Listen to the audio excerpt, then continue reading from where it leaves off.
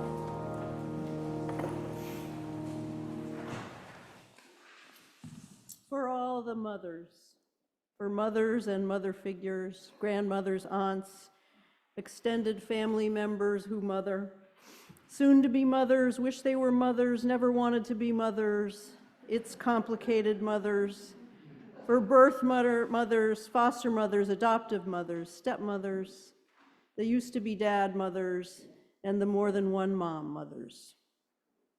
For single mothers, separated mothers, stay-at-home mothers, unhoused mothers, grieving mothers, for those who grieve their mothers, for all the communities that mother, and for all who depend on the great mother. This is your day. May you be held and beloved. And now I invite you to rise in body or spirit and sing. Oh no, first we're going to read our chalice lighting, and then sing together, Come, Come, Whoever You Are. We light our chalice as a beacon of hope, a sign of our quest for truth and meaning. We light our chalice as a beacon of love in celebration of the life we share together.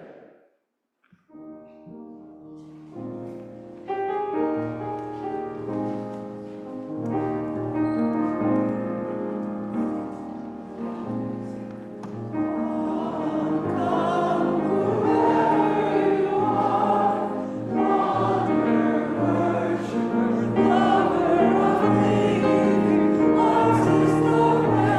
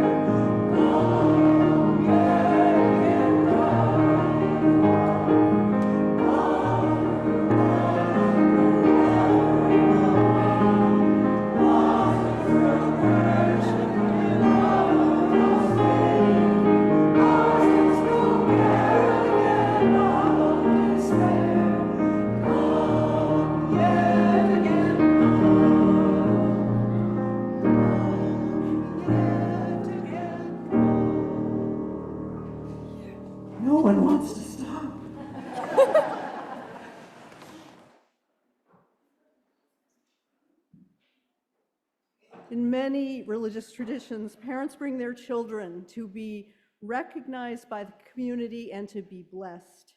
It's a way of affirming the importance of their religious community in their lives.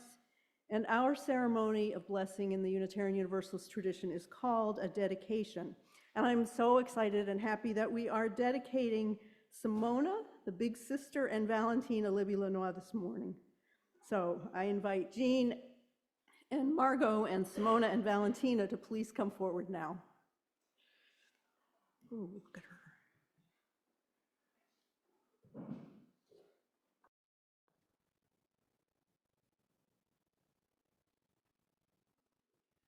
You know, everybody's standing over here and we put the table over there. That's all right. Come here, come this way. Come this way. We'll do it in the middle.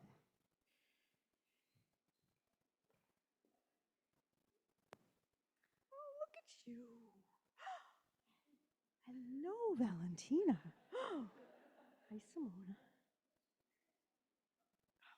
So beautiful. So this ceremony is also a way to let parents acknowledge the importance of their faith community as a partner in raising their children. And so, yeah, we're talking about you. It's an opportunity for Margot and Jean to hear an affirmation of our joyful willingness to support them in realizing their hopes for their daughters. So Jean and Margot, it took you a long time to sign the book. But you told me you joined the Unitarian Society because you wanted your family together to be part of a community that shares and teaches the values that both of you have and that both of you exemplify. That every individual is important and needs to be treated fairly and equitably. Jean told me that her dad used to tell his kids, be a leader for good. So you want to pass that on. You're already passing it on to Simona, right? She tells you what to do. To be a good friend and a good person in school and a good helper in your family. And you'll raise Valentina with that as well. You want them to have confidence in themselves and in their self-worth and to be able to stand up for what they believe in. You want them to be kind and help make the world a better place. So today we reaffirm that you, too, have the primary responsibility for guiding and caring for your daughters. And we also confirm and remind you that you're not alone. And I also want to say this morning we're honoring both of your mothers, Madeline Libby and Carol Lenoir, who love you and support you. And we also honor the memory of your fathers, Rick Libby and Bernard Jules Lenoir. So I ask both of you now, do you too affirm here today before the congregation that you will continue to do your best to be good role models for both of your girls, to teach them how to love, respect, and care for others by the way you love, respect, and care for each other and for them?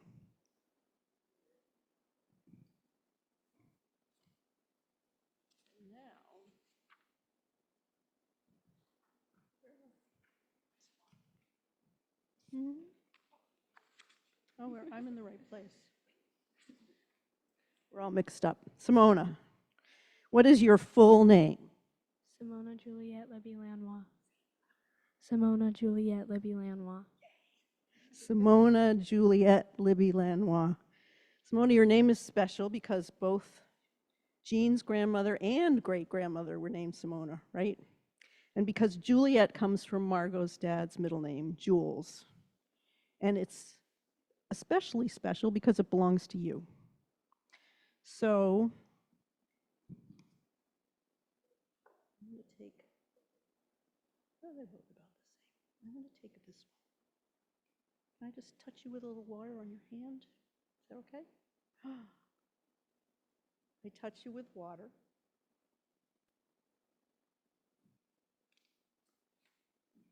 Which is a symbol of blessing, an ancient symbol of blessing and purity. And people of all faith traditions have used water as a symbol of welcome and blessing for their children for thousands and thousands of years.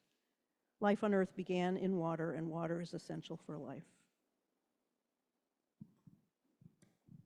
And Valentina. Where did Valentina go?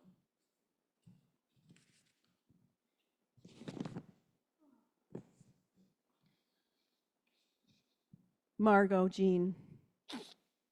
What name did you give this child? Valentina Joy. Valentina Joy, Libby, Illinois.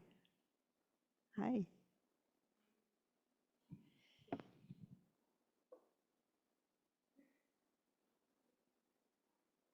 Can I touch you? You want it? You can have it. Jessica was going to give it to you later, but you can have it now.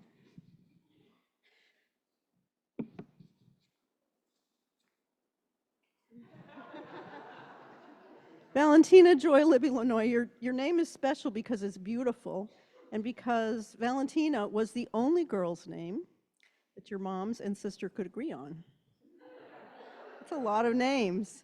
And you were born in December, which is a month of joy.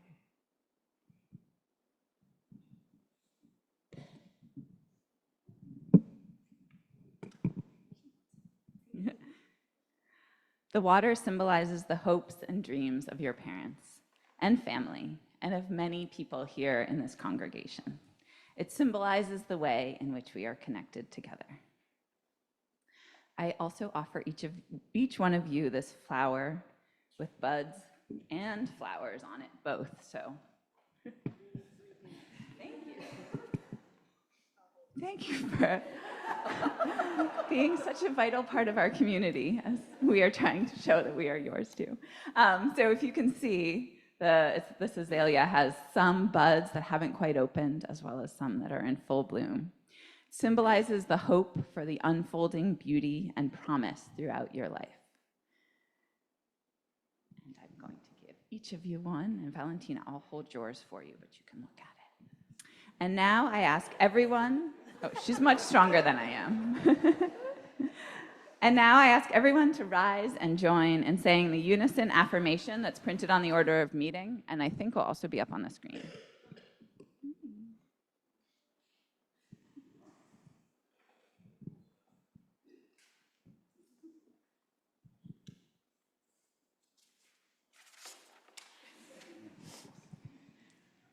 When children come into a family, the family circle widens. Children bring the miracle of their new personalities and spirits. Each day, as they grow, they take in the world around them. Their parents and many others teach them, guided by experience, and they teach us through the way they see everything afresh. When children come into our congregation's family, our circle widens. Today we welcome Simona and Valentina. We promise to help nurture and guide them as they learn and grow. We promise to help nurture and guide every child of this community as we grow together in wonder, love, and in service to others.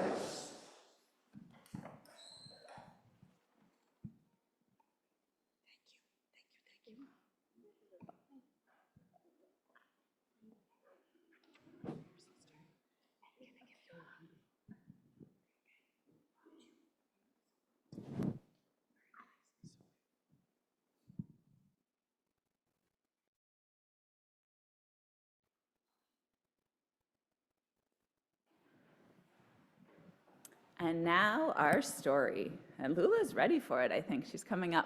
If anybody else would like to come closer, our story this morning is just a little bitty board book, but it will be projected on the screen as well. And this is a book that we received when my daughter was born a little over 2 years ago.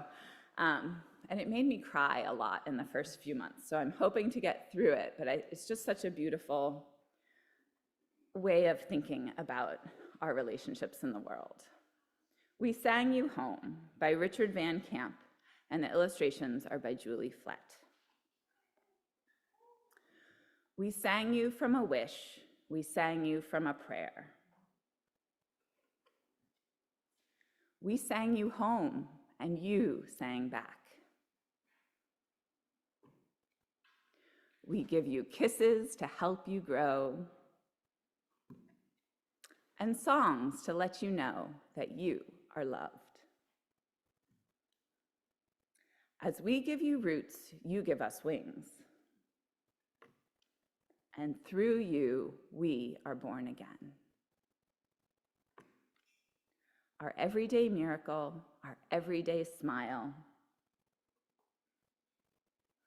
Just have to point out that I think Valentina might look like that in a year or two, once she gets her teeth. Our forever home is inside of you. Thank you for joining us.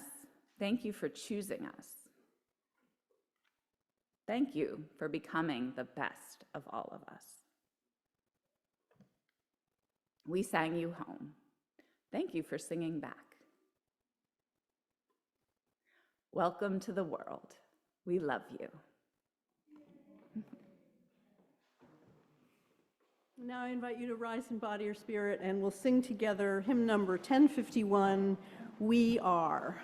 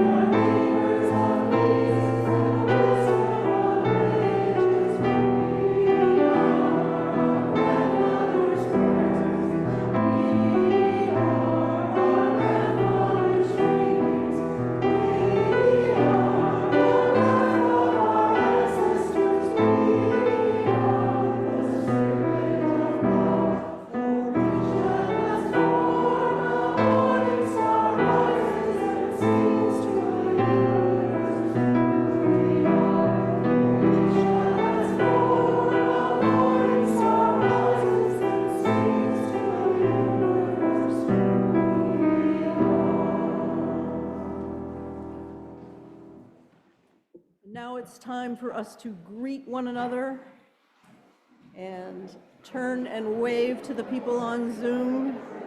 Hello, people on Zoom. I'm going to see if I can get in to speak with you. But we're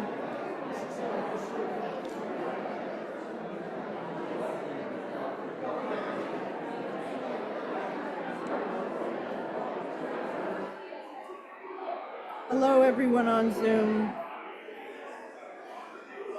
I can't find you this morning for some reason, so I hope you're doing well. I hope those of you who are celebrating Mother's Day have a happy Mother's Day. It's always wonderful, wonderful, wonderful to see you and to know you're here with us.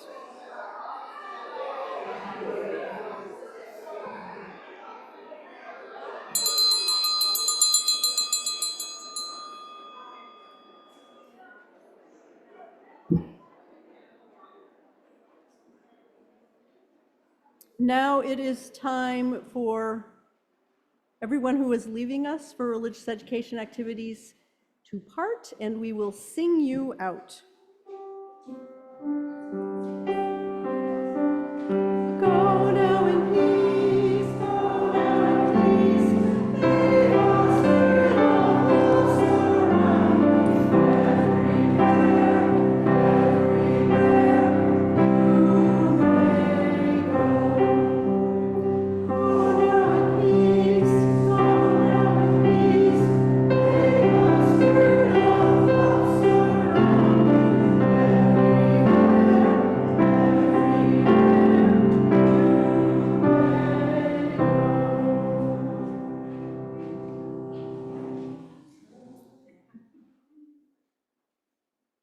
So this isn't really a social justice minute, but Bill Diamond handed me his version of the bike blessing, and since I actually did write my own, I'll read you what Bill has to say, and maybe I'll read it again outside.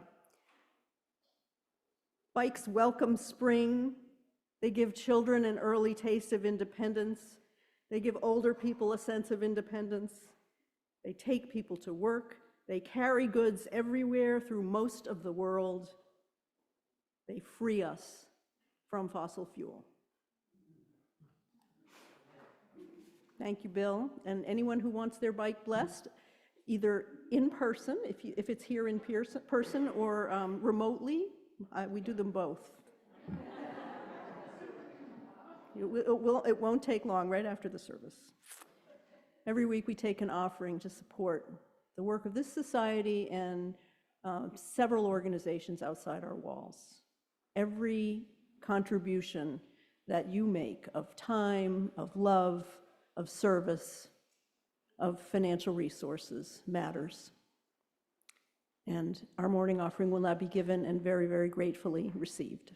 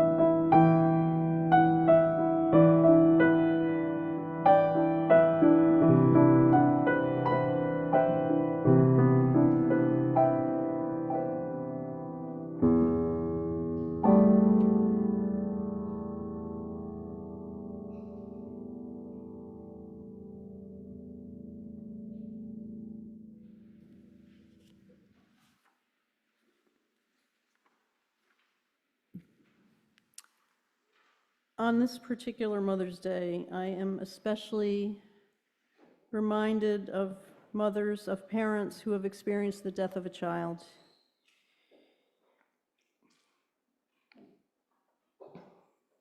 Many of you were at the service for Sarah Metcalf and George Kriebel's daughter, Chloe, yesterday.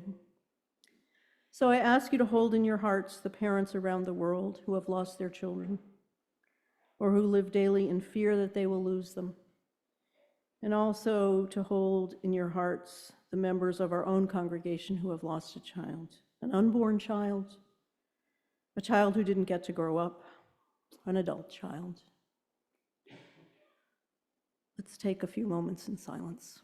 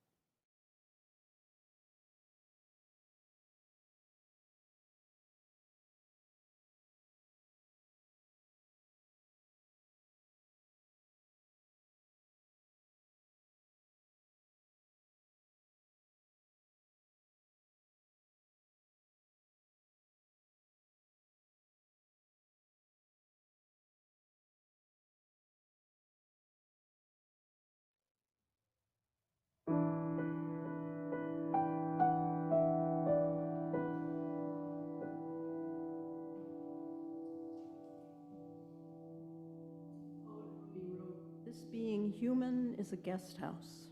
Every morning, a new arrival.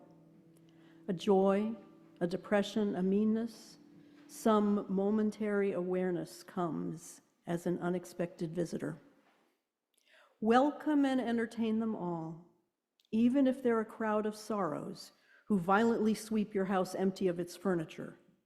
Still, treat each guest honorably. He may be clearing you out for some new delight. The dark thought, the shame, the malice, meet them at the door laughing and invite them in. Be grateful for whoever comes, because each has been sent as a gift and a guide from beyond.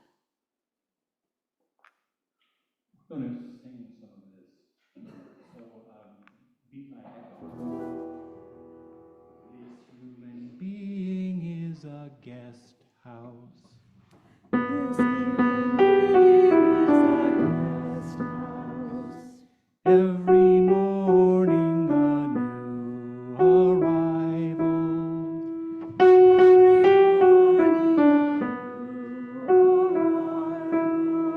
Be grateful for whoever comes.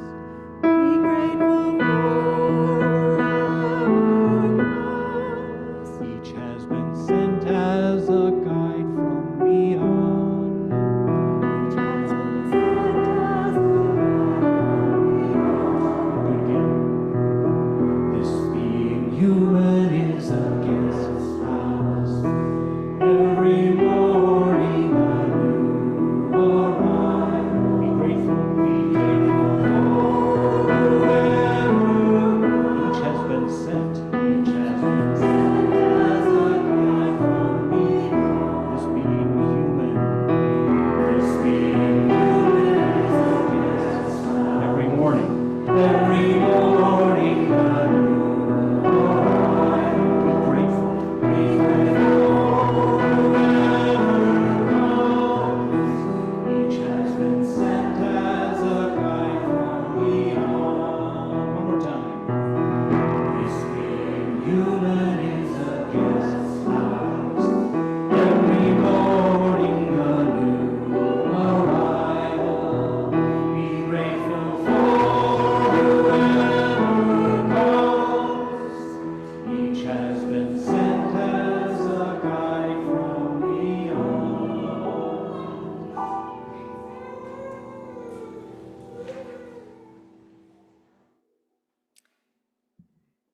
This is a poem by Fleur Adcock called To a 5-Year-Old. A snail is climbing up the windowsill into your room after a night of rain.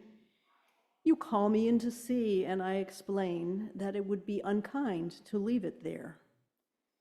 It might crawl to the floor. We must take care no one squashes it.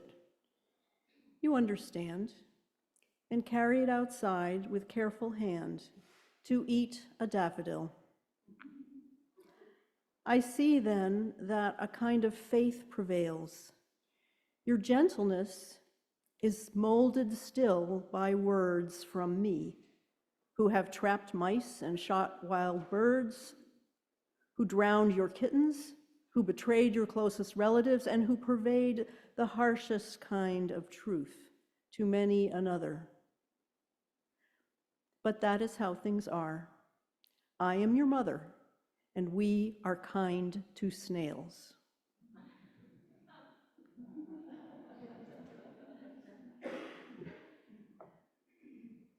So, just because I can, I picked this song, which I don't think we've sung here when I've been here. Please rise in body or spirit and join in singing hymn number 211, We Are Climbing Jacob's Ladder, and all of you who know harmonies, harmonize away. We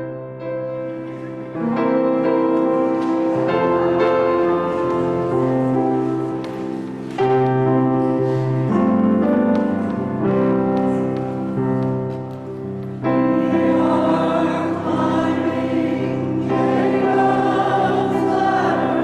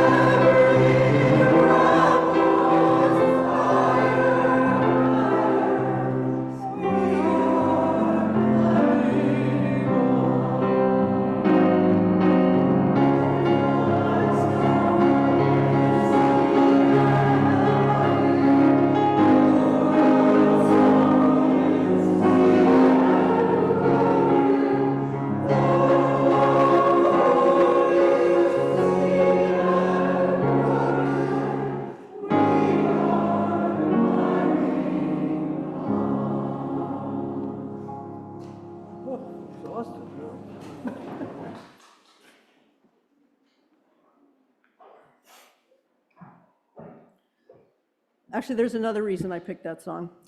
10 years ago, more than that maybe, I don't know. I was in a singing workshop with some other UU ministers, and it was led by Issei Barnwell, who's the amazing Black songwriter, singer, former member of Sweet Honey in the Rock. And one of the topics that came up was the practice of changing song lyrics. When is it okay and when not? When is it fine and when is it ridiculous? And of course, our own hymnal is absolutely full of hymns whose original words have been altered, probably more than once, because those are old, many of them are old tunes that go back to, Bach and way, way back, Martin Luther. And Jacob's Ladder is a spiritual. And of course, the lyrics, some of you were cheating. The lyrics that we just sang, the lyrics that are in the book, are not quite different from the ones that most people know. Certainly, if you ever went to a Methodist camp sing, those are not the words you sang. Now, there's a hymn called Sarah's Circle, which is on the facing page, actually, it's 212, and it uses the Jacob's Ladder tune. And the words to that hymn are credited to a woman named Carol Etzer. But someone in the group I was in the workshop I was in, told us they were written collaboratively at a UU women ministers meeting in the mid-1970s. And she said, I love that hymn. There weren't very many women in UU ministry at the time, and we were battling sexism and worse, including, maybe especially, from male colleagues. She said it was a very important moment for all of us, and the words felt very empowering. And then Issei Barnwell spoke up, and she said, Sarah, for Black women, is a slave owner. Empowering and meaningful, or deeply offensive and hurtful. One thing we learn from living in a pluralistic society is that there is more than one way to see things, more than one right answer, many, many formative experiences. That is how things are. I am your mother, and we are kind to snails. So, being a parent may be the best and the worst job anyone could ever have, and it is certainly a complicated one. And The Guest House is a lovely poem, and we sang a beautiful rendition of it. But do we really want our children to welcome and entertain every arrival, every experience for good or ill? Or do we want to protect them, smooth the path, keep them from making mistakes, keep them from harm? What did your parents want for you? What do they want? What did they want? So as parents, we hold what we know about how things are and what we know about who we are. Parents hold their breaths and try to shield their children from the worst things for as long as possible. They try to raise them to be safe, as Margot and Jean shared, to know their own worth, to have the courage to stand for what's right, to be kind to snails and other beings. So the biblical character Jacob, the one who saw the ladder in his dream, was a parent. He had 2 wives, and he had 12 sons, and those 12 sons became the progenitors of the tribes of Israel. So this is all the ancient lore, the Genesis stories for the people of Israel.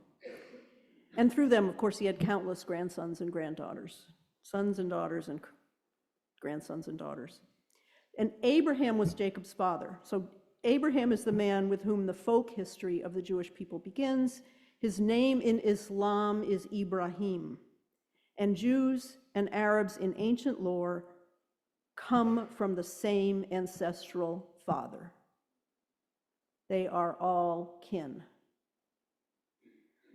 So the story goes that Sarah, who was Abram's wife, never had children, but by the time they were very old, close to 100, she offered her Egyptian slave, Hagar, to her husband so that he might have an heir. He took her. Hagar has a son, and his name was Ishmael. Several years later, miraculously, God opens Sarah's womb, and her son Isaac was born. And Sarah told Abram to cast out this slave woman with her son. So he sends Hagar and Ishmael away into the wilderness with some bread and a skin of water. And the book of Genesis tells us that when the water was gone, Hagar went and sat opposite her son a good way off, for she said, "Do not let me look on the death of the child." And she lifted up her voice and wept. And the angel of God called to Hagar and said, "What troubles you, Hagar? Do not be afraid. Come, lift up the boy and hold him fast with your hand, for I will make a great nation of him." And then God opened her eyes. She saw a well of water. She went and filled the skin with water and gave the boy a drink. And the Bible story doesn't tell us this, but she and her son survive. Islam has a different version of that story. In Islamic tradition, the valley where the city of Mecca lies is the wilderness where Ibrahim leaves Hagar and Ishmael with their measly loaf of bread and skin of water. And in that version, the Islamic version, Hagar does not sit down and wail.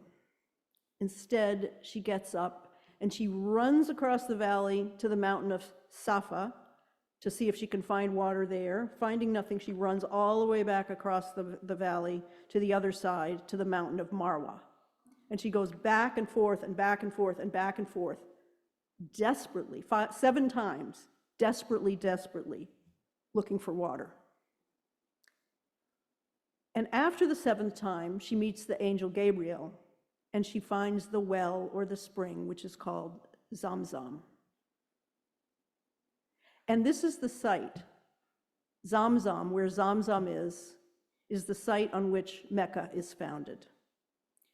Because Ishmael, the son of Ibrahim, grows up to be the father of the people of Islam. And Hagar's exhausting, desperate attempt to save her son is celebrated every year ritually. It's enacted in a ritual that's part of the Hajj. And the Hajj is an annual pilgrimage that every Muslim is supposed to make once in their life, at least, to Mecca.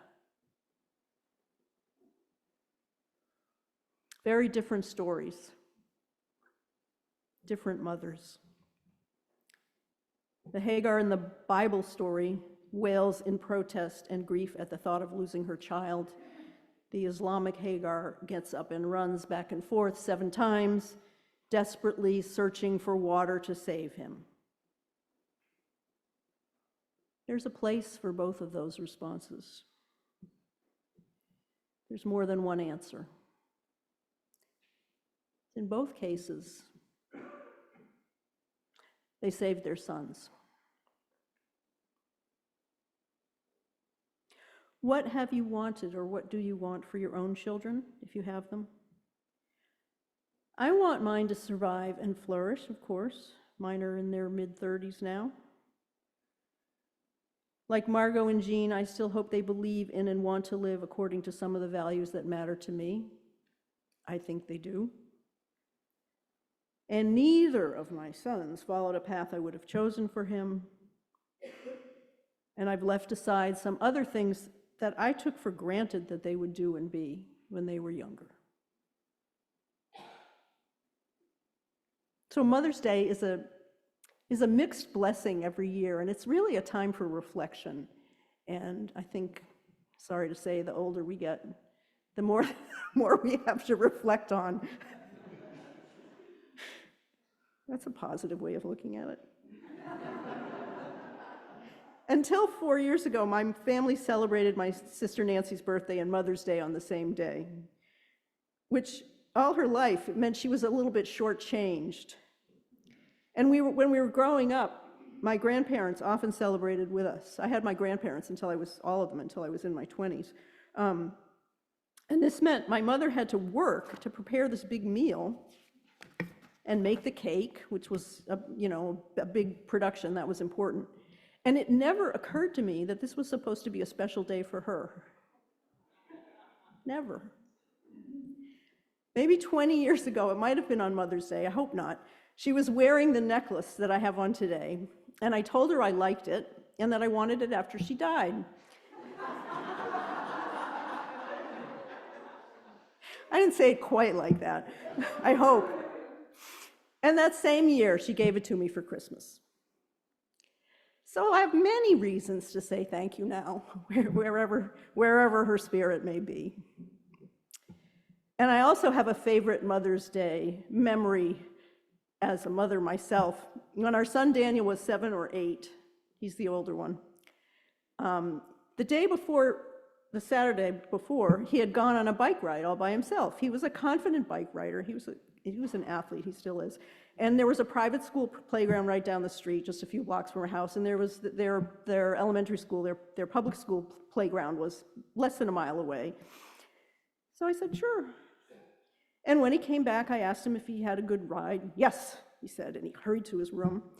And the next day, he presented me with a small carved wooden box that he had bought at the toy and gift shop downtown. This is for me, I picked it out. I thanked him, I hugged him. I said, did Daddy help you buy it? He said, no, I bought it myself yesterday. You rode your bike into town all by yourself? Yes. So I felt a little freaked out and touched and proud. I don't know what I said after that. I hope I didn't say, did you lock your bike? But I can hear myself saying that.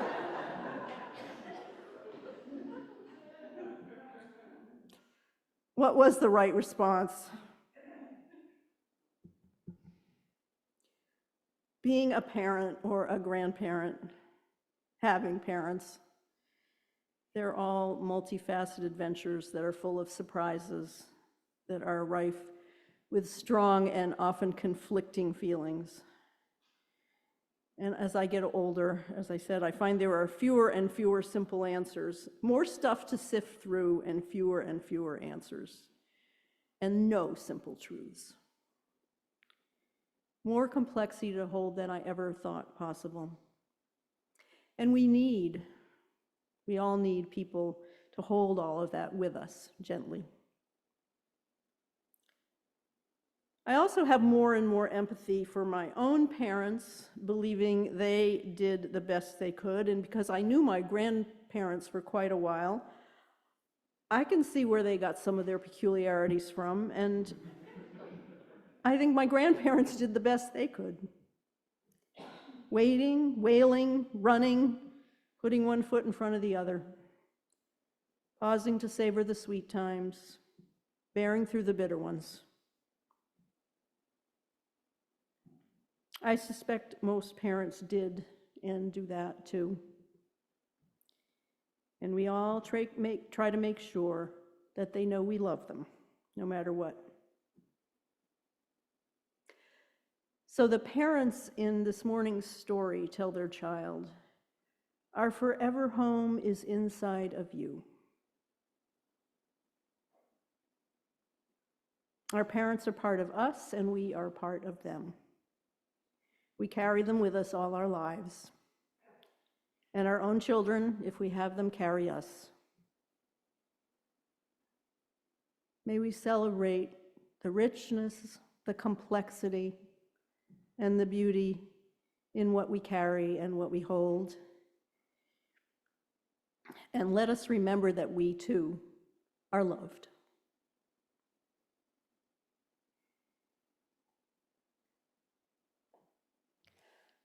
I invite you to rise in body or spirit and sing our last hymn, number 10, Immortal Love.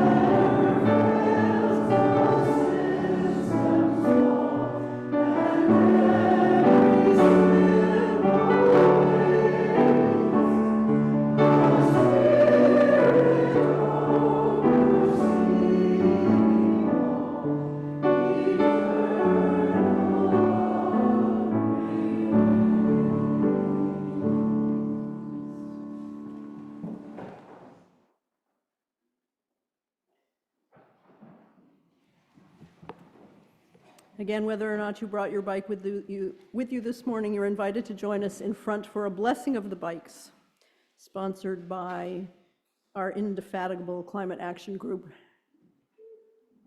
Go now to celebrate and remember in your own many ways. Happy Mother's Day, and go in peace. And your choir has been good enough to learn this song that I just wrote a couple of weeks ago. Hafiz, or Hafez, it's sometimes spelled, is another Sufi poet like Rumi, lived about 100 years later. And the whole poem, which we're going to sing, is quite short, and it says this: even after all this time, the sun never says to the earth, "You owe me." Look what happens with a love like that. It lights the whole sky.